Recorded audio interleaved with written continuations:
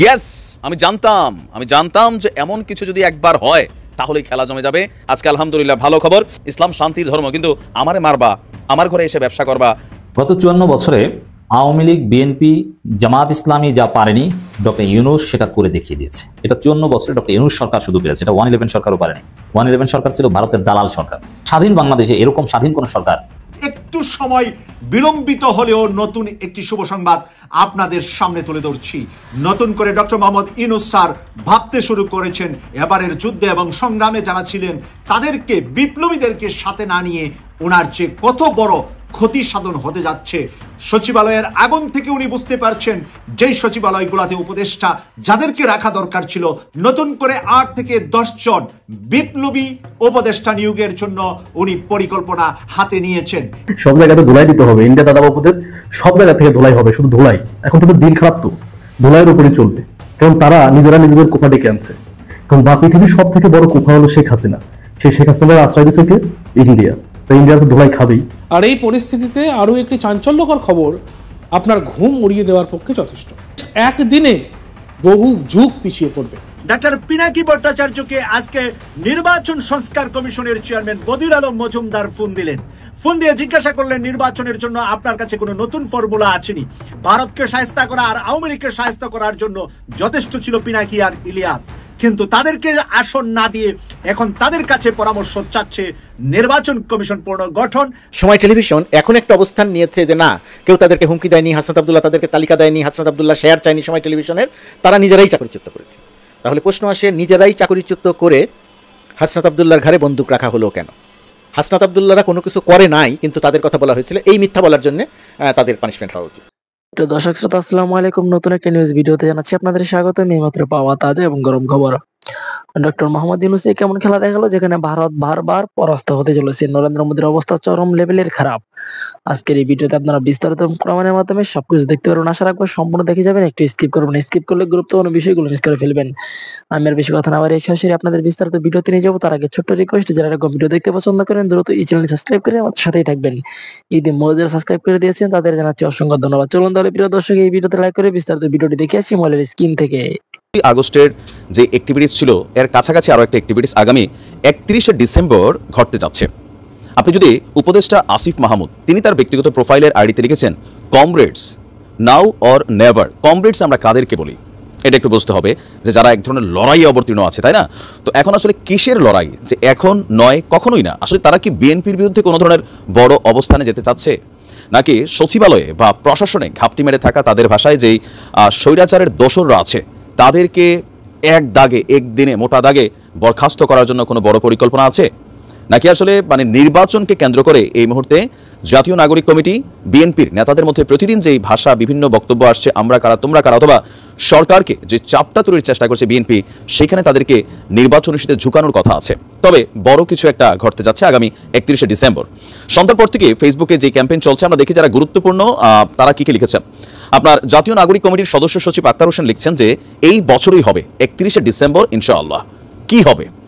বৈষম্য বিরোধী ছাত্র আন্দোলনের আরেকজন আহ্বায়ক হাসনাত আব্দুল্লাহ আবার আহ্বান করছেন কমরেডস। আপনি এই শব্দগুলোর ওয়ার্ডগুলো খুব important. 31 December, now or never. যেমনটা আমরা 4ই আগস্ট দেখেছিলাম যে নাও অর নেভার, মানে এক দফা শেখ হাসিনার পতন, এরকম বড় কিছু কিন্তু তারা ঘটিয়ে দিয়েছিল। তারপর আরেকজন সমন্বয়ক রিফাত রশিক তার ফেসবুকে লিখেছেন all eyes on 31 December 2024, now or never. মানে প্রত্যেকের চোখ এখন 31 ডিসেম্বরের দিকে তাকিয়ে আছে। এটাই বাস্তব। এখন সবার মধ্যে একটা কিউরিসিটি তৈরি হয়েছে যে কি নিয়ে আবার তারা নাও অর নেভারের মধ্যে যাচ্ছে। কয়েকদিন আগে উপদেষ্টা মাহফুজ বলছিল যে পুরনোদের সাথে নতুনদের একটা লড়াই বাঁধবে। এটা কি সেই লড়াই? আর সেই লড়াইয়ে যারা ঝাঁপিয়ে পড়বেন শহীদ মিনারে, তারা কি সেই কমরেডস নাকি অন্য কিছু? নানান এই মুহূর্তে একটা অ্যাক্টিভিটিস বা গুঞ্জন সোশ্যাল মিডিয়াতে চলছে যে সমন্বয়করা আবার কোন নতুন পরিকল্পনা নিয়েছেন। এরপর আমরা দেখি যে আপনার জাতীয় নাগরিক কমিটি এবং বৈষম্য বিরোধী ছাত্র আন্দোলন, এই মুহূর্তে তারা দুইটা প্ল্যাটফর্ম, তারা একই সঙ্গে যুক্ত থাকা অন্য সদস্যরাও এই বিষয় নিয়ে ফেসবুকে পোস্ট করে যাচ্ছেন। তো এখানে কিছুটা আইডিয়া যেটা আসছে, বৈষম্য বিরোধী ছাত্র আন্দোলনের কয়েকজন সমন্বয়ক সূত্রে জানা যাচ্ছে 31শে ডিসেম্বর শহীদ মিনারে এক অনুষ্ঠানে জুলাই গণ অভ্যুত্থানের ঘোষণাপত্র পাঠ করা হবে। বাংলাদেশের স্বাধীনতার সময় যেমন ঘোষণাপত্র পাঠ করা হয়েছিল, তেমনি 31শে ডিসেম্বর জুলাই গণ অভ্যুত্থানের ঘোষণা পাঠ করা হবে। নতুন দলের ঘোষণা কি আসবে এটা এখনো সিদ্ধান্ত হয়নি। আবার কেউ কেউ বলছেন শেখ হাসিনার স্বৈরাচারী আমল থেকে বের হয়ে দেশ কেন জুলাই বিপ্লবের রূপ নিল, কিভাবে নিল, 9 দফা থেকে 1 দফায় আমাদের কেন আসতে হলো, জনতার ছাত্র জনতার আকাঙ্ক্ষা কিরূপ ছিল, এসব নিয়ে জুলাই বিপ্লবের ঘোষণাপত্র পাঠ করবে বৈষম্যবিরোধী ছাত্র আন্দোলন। তো যদি ঘোষণাপত্র পাঠ করে তাহলে কমরেডস নাও অর নেভার, মানে এটা তো যে কোনো একটা দিনেই তারা করতে পারতো, অথবা এটা করতে গিয়ে তাদেরকে কেউ বাধা দিচ্ছে। এখন এই ঘোষণাপত্রে কি নতুন কোনো বন্দোবস্তের কথা থাকবে, সরকারের প্রতি কোনো চাপ তৈরি করা হবে, অথবা বিপরীত রাজনৈতিক দলগুলো যাদেরকে এই মুহূর্তে এই বৈষম্যবিরোধী ছাত্র আন্দোলন জাতীয় নাগরিক কমিটি মুখোমুখি অবস্থানে দাঁড় হয়েছে, তাদের বিরুদ্ধে কোনো ব্যবস্থা আসলে কি ঘটতে যাচ্ছে? গত 54 বছরে আওয়ামী লীগ, বিএনপি, জামাত ইসলামী যা পারেনি ডক্টর ইউনূস সেটা করে দেখিয়ে দিয়েছে। দর্শক, কথা বলছে বাংলাদেশ পাকিস্তান সম্পর্ক in response to Bangladesh India সম্পর্ক। দেখেন, পাকিস্তান একটা রাষ্ট্র যারা বাংলাদেশকে মেনে নিয়েছে, বাংলাদেশের স্বীকৃতি দিয়েছে, বাংলাদেশ আলাদা একটা স্বাধীন সার্বভৌম রাষ্ট্র। পাকিস্তান বাংলাদেশ রিউনাইটেড হওয়া, জার্মানি যেভাবে ইউনাইটেড, এটা একেবারেই সম্ভব নয়। জাস্ট দুইটা দেশ হিসাবে, দুইটা স্বাধীন দেশ হিসাবে দ্বিপাক্ষিক সম্পর্কের আলোচনাটা এরকম। কিন্তু শুধু এখানে সীমাবদ্ধ থাকলে হবে না। পাকিস্তান বাংলাদেশ সম্পর্ক এটা ভারত বাংলাদেশ সম্পর্কের লেন্স থেকে দেখাটা আমাদের জন্য জরুরি, এবং এইভাবেই দেখা হয়। এবং বাংলাদেশে বা গত 54 বছরে এভাবেই দেখে আসছে যে পাকিস্তান বাংলাদেশ সম্পর্ক শুধু দুইটা আলাদা রাষ্ট্রের মধ্যে সম্পর্ক না, দ্বিপাক্ষিক সম্পর্ক নয়। পাকিস্তান বাংলাদেশ সম্পর্ক মানে হচ্ছে ভারত বাংলাদেশ সম্পর্কের একটা ব্যাখ্যা, ভারত বাংলাদেশ সম্পর্কের একটা ধরন। এই জিনিসটা বুঝতে হবে। জামাত ইসলামীকে পাকিস্তানপন্থী দল বলা হয় এবং তারা অখণ্ড পাকিস্তানের পক্ষে ছিল। যদিও পাকিস্তান সরকার কর্তৃক যেসব দল বেশি নির্যাতিত হয়েছে 47 থেকে 71 পর্যন্ত, তাদের মধ্যে জামাত ইসলামী শীর্ষের মধ্যে পড়ে। তাদেরকে বেশ কয়েকবার নিষিদ্ধ করা হয়েছে, তাদের নেতাদেরকে বারবার জেলে রাখা হয়েছে, তাদেরকে পিটিয়েছে। পাকিস্তান শাসক গোষ্ঠী কর্তৃক জামাত নির্যাতিত। এবং বিএনপি তো বাংলাদেশ স্বাধীন হওয়ার বেশ পরে প্রতিষ্ঠিত হয়েছে। আওয়ামী লীগ সঙ্গত কারণে পাকিস্তানের সাথে ওইভাবে খুব ইনসাফ ভিত্তিক দ্বিপাক্ষিক সম্পর্ক, যেটা হয়তো শেখ মুজিব চেয়েছিলেন, করতে পারেনি ভারতের কারণে। যে ভারতকে প্রায়োরিটি দিতে হবে, ভারত ফার্স্ট, আর ভারত যতটুকু মেনে নেয় ততটুকু সম্পর্ক পাকিস্তানের সাথে, এর চাইতে বেশি না। আওয়ামী লীগ আমলে সেটা শেখ মুজিব আমল হোক, আর হাসিনার 96 আমল হোক, আর ফেসিবাদী আমল হোক, এটাই নীতি।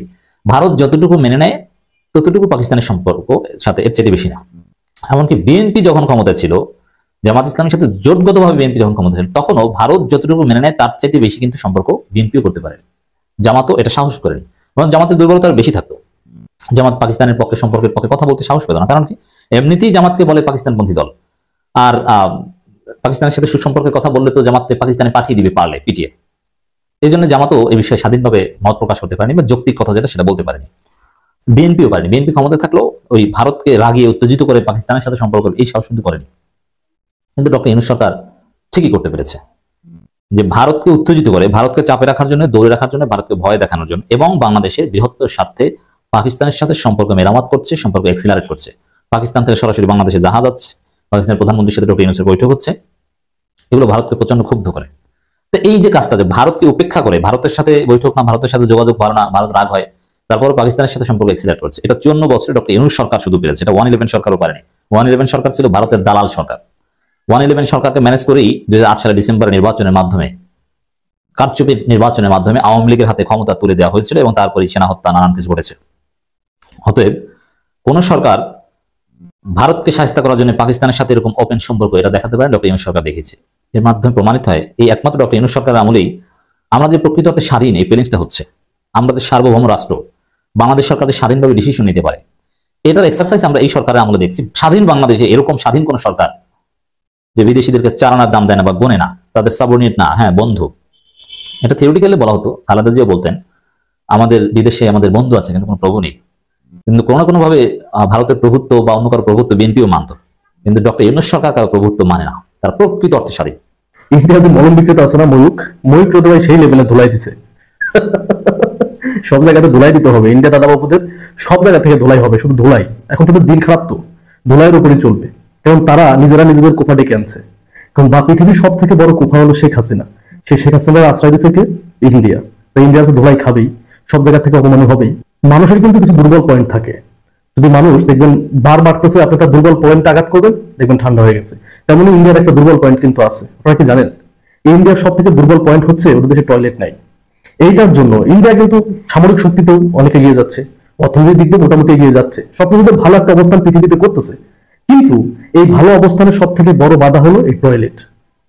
যে জায়গায় যায় মানুষের কিন্তু দাম পায় না, একটা কারণে তোমাদের দেশের লোক বাইরে টয়লেট করে, এই কথাটা বললে ইন্ডিয়ার মাথা নিচু হয়ে যায়। এই জন্য ইন্ডিয়া আপনার বিশ্ব ব্যাংকের কাছে টাকা ধার নিয়ে তারপরে কি করছে, এই ইন্ডিয়াতে টয়লেটের ব্যবস্থা করছে 1.5 বিলিয়ন, মানে 15 থেকে 17,000 কোটি টাকা ধার নিচ্ছে বিশ্ব ব্যাংকের কাছ থেকে জাস্ট ওদের দেশে টয়লেট করার জন্য। চিন্তা করছেন? তো এই ময়ূর প্রমাণ করে সে জায়গায় মারছে। ভিডিওটা দেখেন। মিছিল বিষের কোথাও আছে?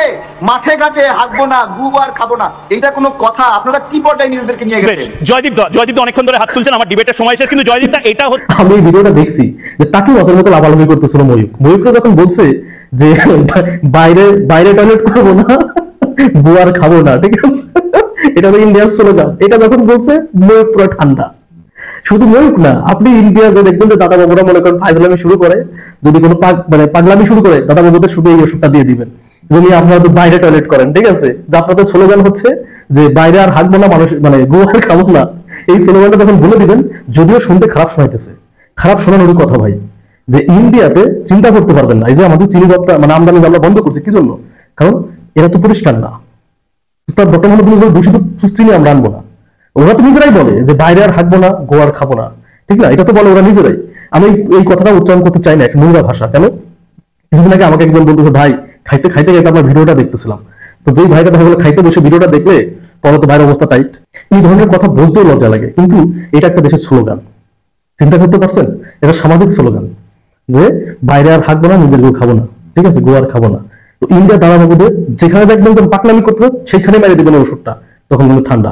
দেখেন এই কথা বলার পরে ময়ূর পুরা চেঞ্জ হয়ে গেছে। ময়ূরের পুরা যে টপিকই ময়ূর চেঞ্জ করে ফেলছে। এটা হলো ইন্ডিয়ার সব থেকে দুর্বল পয়েন্ট।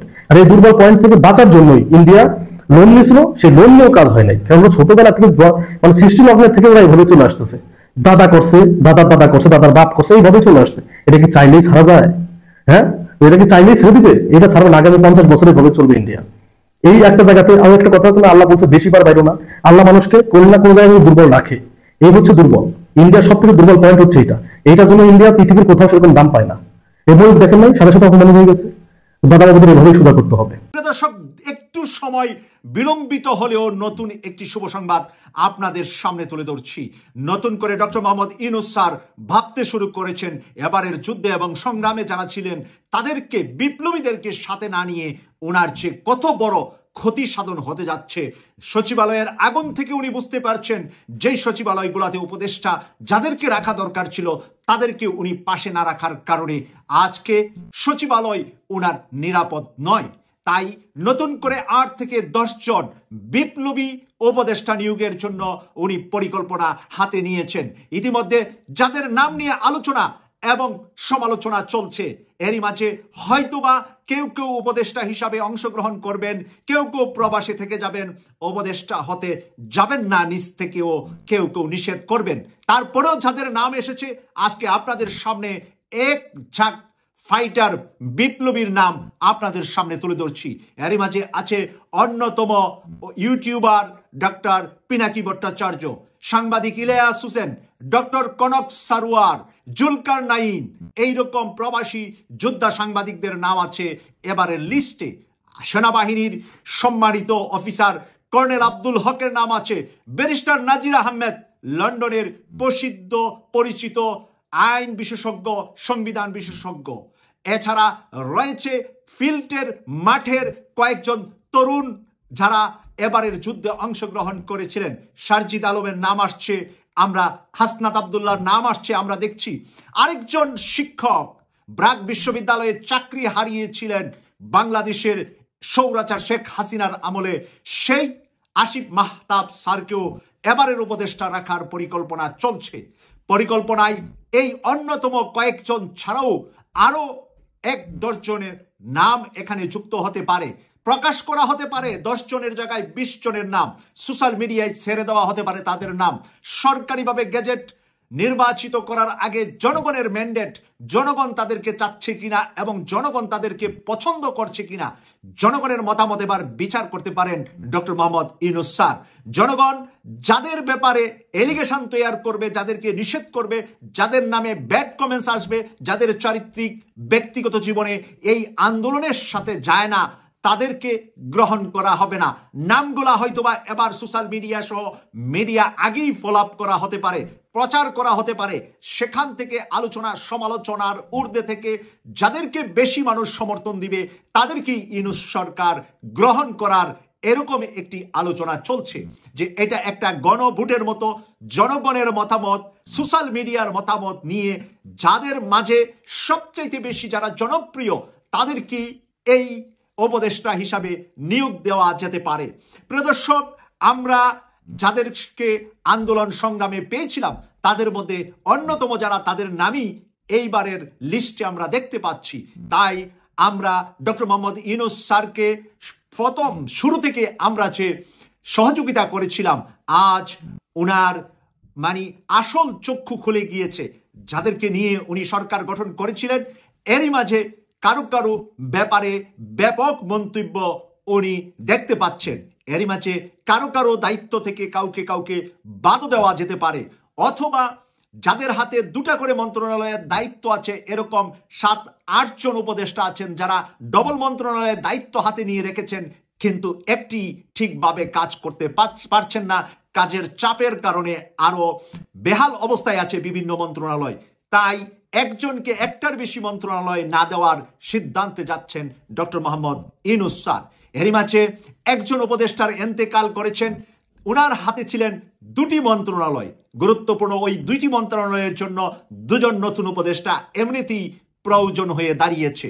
তাই সব মিলে 8 থেকে 10 জনের একটি শক্তিশালী বিপ্লবী টিম এবার যুক্ত হতে যাচ্ছে প্রাক্তন উপদেষ্টাদের পাশে। হয়তো উপদেষ্টার সংখ্যা এবার 30-এর কৌটায় গিয়ে দাঁড়ানোর সম্ভাবনাই বেশি দেখা দিয়েছে।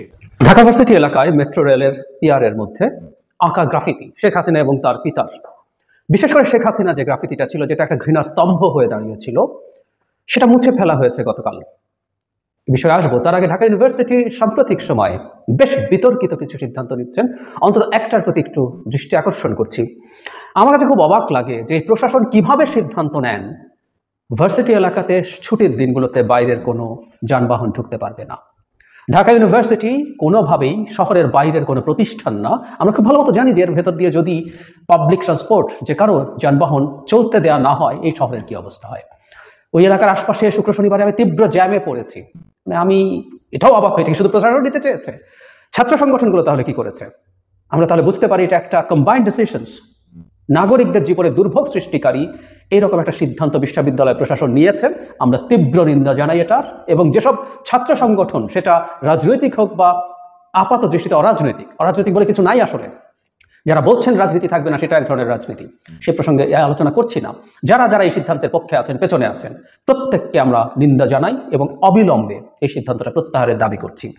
যাই হোক, যে কথাটা বলছিলাম যে শেখ হাসিনার যে আইকনিক ছবি, আমি কিন্তু বিদেশি বেশ কিছু টিভি চ্যানেল যারা বাংলাদেশে এসে সরেজমিনে রিপোর্ট করেছে, তাদেরকে ওই জায়গায় ওই ছবিটা, যেখানে শেখ হাসিনার ছবিতে রক্ত ছেটানো আছে, রক্ত ছিটিয়ে দেওয়া হয়েছে এবং জুতার মালা পরানো হয়েছে, সেই ছবিটাকে দেখানো হয়েছে কয়েকটা চ্যানেল দিয়েছে, I can clearly remember. So এটা একটা আইকনিক জায়গায় পরিণত হয়েছিল। তার বাবার ছবি, যাকে ফ্যাসিজমের পত্তন করা মানুষ হিসেবে বলা হচ্ছে, সেটা আছে। নানা কিছু ফেসবুকে ভেসে বেড়াচ্ছে। প্রথম কথাটা হচ্ছে, এটা নিশ্চিতভাবে বিশ্ববিদ্যালয় প্রশাসন করেছেন এবং এর দায় তাদেরকে নিতে হবে। কেউ কেউ যোগ করছেন কোন কোন গোয়েন্দা সংস্থা নাকি তারা একসাথে বসে সিদ্ধান্ত নিয়ে এটা করেছেন। তাহলে আসলে একটা প্রশ্ন করতেই আমরা পারি যে এইরকম একটা সিদ্ধান্ত যেটা বিশ্ববিদ্যালয় প্রশাসন নিচ্ছে, গোয়েন্দা সংস্থা চাপে পড়ে, তাহলে এই প্রশাসনে কি লাভ হলো? যিনি ভিসি আছেন তিনি একাডেমিকলি অত্যন্ত সাউন্ড মানুষ, অত্যন্ত কৃতি মানুষ, কোনো সন্দেহ নেই। সাথে অন্য যে প্রশাসনের প্রভিসি বা অন্যান্য পদে যারা আছেন, রেজিস্ট্রার আছেন, প্রত্যেকে নতুন করে এসছেন। গোয়েন্দা সংস্থা যদি তাদেরকে বলে থাকে, সেটা উইথস্ট্যান্ড করার মতো সক্ষমতা তাদের নাই। একটা কথা মনে রাখতে হবে, ভিসি মানে একাডেমিশিয়ান না, প্রভিসি বা রেজিস্ট্রার মানে শুধু একাডেমিশিয়ান না, এটা একাডেমিশিয়ানের কাজ না। এখানের সাথে বিরাট একটা অংশ প্রশাসন জড়িত। এবং আমাদের ঢাকা ইউনিভার্সিটির একটা ভিন্ন চরিত্র আছে। চরিত্র ভালো কি খারাপ কেউ ডিবেট করতে পারেন, কিন্তু একটা ভিন্ন চরিত্র আছে। এমনকি শেখ হাসিনার এই পতন ইনিশিয়েটেড হয়েছিল এই বিশ্ববিদ্যালয়কে কেন্দ্র করে। সারা গণতান্ত্রিক মুভমেন্টগুলো, এটা এরশাদ বিরোধী বলি আর এমনকি আইয়ুব বিরোধী, যেখানেই বলি, আমাদের আসলে সেই 52 থেকে শুরু করে ইউনিভার্সিটি স্টুডেন্টরা কাজ করেছে। ওদের একটা চরিত্র আছে, এটাকে ম্যানেজ করতে পারার মতো একজন ভিসি থাকা দরকার ছিল, বা ওভারঅল প্রশাসন, আমরা প্রশাসনকে কম্বাইন্ডলি বলছি, তারা সেটা পারছেন না। মুছে ফেলা হলো এবং সেই জায়গায় আরেকটা গ্রাফিতি আঁকা হয়েছে, সেটারও অনেকের সমালোচনা আছে, সেটা অনেকের কাছে ভালো লাগেনি। অনেকটা ইয়াহিয়ার, যে কামরুল হাসান ইয়াহিয়ার যে ছবি এঁকেছিলেন মুক্তিযুদ্ধের সময়, সেটার এক ধরনের রিপ্রেজেন্টেশন এর মধ্যে দেখা যাচ্ছে। আমি এটাকে ভুল সঠিক সেই আলোচনায় যাচ্ছি না, এটাও একটা রিপ্রেজেন্টেশন হতে পারে। এবং এই ধরনের একটা ছবি আসলে শেখ হাসিনার ওই সময়ে হয়েছিল, মানে জুলাই আপরাইজিং এর সময় হয়েছিল। সো এটা থাকতে পারে, কিন্তু এই যে মোছা হলো, এই মোছাটা গভীর রাতে চুরি করে মোছা হচ্ছিল কারোর সাথে কথা না বলে। এটা অত্যন্ত ন্যাক্কারজনক একটা কাজ হয়েছে। মানে আমাদের অনেক গ্রাফিতি, আমরা সারা বাংলাদেশ গ্রাফিতি একে ভরিয়ে ফেলেছি, কিন্তু এই একটা গ্রাফিতি মনে হয় সবচেয়ে বেশি মনোযোগ পাওয়া যে সর্বোচ্চ কয়েকটা আছে তার মধ্যে এটা একটা। কারণ আমাদের দেশ তৈরি করার যেমন আশা আছে, আকাঙ্ক্ষা আছে গ্রাফিতিগুলোতে, কেমন দেশ আমরা দেখতে চাই সেটা যেমন আছে, একই সাথে আছে শেখ হাসিনার সময় কি বিভৎসতা, কি বর্বরতা জনগণের উপরে, নাগরিকের উপরে চলেছিল সেটার রিপ্রেজেন্টেশন। এবং এই ছবিটা অ্যাপারেন্টলি মানে বিকৃত করে আঁকা হয়নি, কিন্তু এটাকে শেষ পর্যন্ত সবাই মিলে যে চেহারা দিয়েছিলেন তাতে সবচেয়ে ধিকৃত এই যাবতীয় ক্ষোভ, যাবতীয় ঘৃণা সবকিছু গিয়ে ওটার উপরে পড়েছিল। এবং রাইটলি, কারণ আমাদের যাবতীয় সংকটের পেছনে আমাদের ব্যক্তিগত জীবনের, রাষ্ট্রীয় জীবনের, অর্থনীতির, স্টেটের সিস্টেম সবকিছু ধ্বংস যিনি করেছেন তার প্রতি আমাদের ঘৃণা, ক্ষোভ, ক্রোধ থাকবে, সেটার বহিঃপ্রকাশ চমৎকারভাবে ওই ছবিটাতে ছিল। সো ওটাই আইকনিক ছবি হয়ে দাঁড়িয়েছিল অনেক ক্ষেত্রেই। ওটা মুছে ফেলা হলো, নতুন করে হুবহু একই ছবি এঁকে ওখানে বসিয়ে দিলেও ওই মোছার পাপের প্রায়শ্চিত্ত হয় না। বিশ্ববিদ্যালয় কর্তৃপক্ষকে আসলে ব্যাখ্যা করতে হবে কেন তারা এটা করেছেন। অনেকে বলছেন যে প্রক্টরের পদত্যাগ চাইছেন বা এরকম, বা প্রশাসনের কারো, আমি নিশ্চিত নই, এরকম ক্যাম্পেইন দেখলাম ভার্সিটি এলাকায়। কিন্তু তার আগে, সবার আগে ভার্সিটির সর্বোচ্চ প্রশাসন, ভিসি, কারণ ডিফ্যাক্টো দায়িত্ব তার, এটার ব্যাখ্যাটাকে দিতে হবে যে এটা কেন করতে দেয়া হয়েছে, ব্যাখ্যা দিতে হবে। অনেক ইনোভেটিভ আইডিয়াস আছে। এই ছবিটা যেহেতু ডিজিটালি আছে, এটাকে প্রিন্ট করে ওখানে আঠা দিয়ে স্টিকারের মতো সাঁটিয়ে দেওয়া হোক, সো দ্যাট এটা আবার ফিরে আসে। নানান আলোচনা আছে, কিন্তু এগুলো কোনোটাই আসলে ওই ছবিটা না। ওই ছবিটাই আমাদের জন্য জরুরি ছিল। যতদিন ওটা মুছে না যায় ততদিন, প্রাকৃতিক নিয়মের কথা বলছি, সেটা যেন সেখানে থাকে। আমি আশা করি বিশ্ববিদ্যালয় প্রশাসন একটা ব্যাখ্যা দেবেন, কারণ আমরা একটা ট্রান্সপারেন্ট বাংলাদেশ চেয়েছি। শেখ হাসিনার মতো, শেখ হাসিনার ইচ্ছে হয়েছে বলেই সব করে ফেলা যাবে, কাউকে কিছু বলবো না, আমরা সেই বাংলাদেশে বাস করি না এনিমোর। তাদেরকে ব্যাখ্যা দেওয়া উচিত হবে, সো দ্যাট আমরা বুঝতে পারবো কি কারণে তারা এই কাজটা করেছেন। এবং আমি একজন মানুষকেও দেখি সোফার, আমার অন্তত সোশ্যাল মিডিয়া স্ফিয়ারে, আমি জানি এর মধ্যে ইকো চেম্বারের ব্যাপার আছে, বাবুলের ব্যাপার আছে, তারপর আমি দেখি নাই কেউ এটাকে সমর্থন করছেন। আমরা দেখতে চাই এই ধরনের ঘটনার ব্যাখ্যা নিয়ে আসা হবে। এখন ঘটনা যেটা ঘটে গেছে তো গেছেই, এখন আসলে এটা কিভাবে অল্টারনেটিভ কোনো রেস্টোরেশন করা যায়, যদি অলরেডি ওখানে একটা ছবি আঁকা হয়েছে সেটা না অন্য কোনো ওই ছবিটাই ফিরিয়ে আনা হবে, সেটা নিয়ে একটা সিদ্ধান্ত নেওয়া জরুরি। কিন্তু আবারও বলছি, আমাদের দেয়ালে আঁকা কোনো গ্রাফিতি মোছা যাবে না সকল সৌন্দর্যের নামে। এগুলোই সৌন্দর্য। শেখ হাসিনার ছবিতে রক্ত লাল রং ছেটানো হচ্ছে, জুতোর মালা ঝুলিয়ে রেখেছে, এটা সৌন্দর্য, এটা আমাদের সাফল্যের গল্প বলে, এটা আমাদের গৌরবের গল্প বলে। তার মতো একজন দানবীকে আমরা ঝেঁটিয়ে বিদায় করতে পেরেছি, যতবার দেখবো সেটা আমাদের গর্বিত করবে। এর চেয়ে সুন্দর কোনো ছবি হয় না, চুনকাম করে সাদা করে সুন্দর হয় না। দেয়ালগুলোতে যা লেখা আছে এগুলো প্রত্যেকটা এর চেয়ে সুন্দর কিছু হয় না। একটা জাতি যে গর্ব অর্জন করেছে এই জুলাই আগস্ট অভ্যুত্থানের সময়, এর চেয়ে বড় কোনো সৌন্দর্য নেই। তাই সৌন্দর্যের নামে কোনো একটা ছবির ওপরেও এমন কিছু আর কখনো। প্রিয় দেশবাসী, শুরু থেকে শেষ পর্যন্ত যারা এই ভিডিওটি দেখেছেন সকলকে জানাই অসংখ্য ধন্যবাদ। যারা এরকম নিউজ ভিডিওতে পেতে পছন্দ করেন তারা অবশ্যই এই চ্যানেলটি সাবস্ক্রাইব করে পাশে থাকা বেল আইকনটি বাজিয়ে দিবেন। যারা এখনও এই ভিডিওটি শেয়ার করেননি, এই ভিডিওটি দ্রুত শেয়ার করে সকলকে দেখার সুযোগ করে দিন। আজকের মতন এই পর্যন্ত, দেখা হচ্ছে পরবর্তী কোনো ভিডিও নিয়ে ইনশাল্লাহ।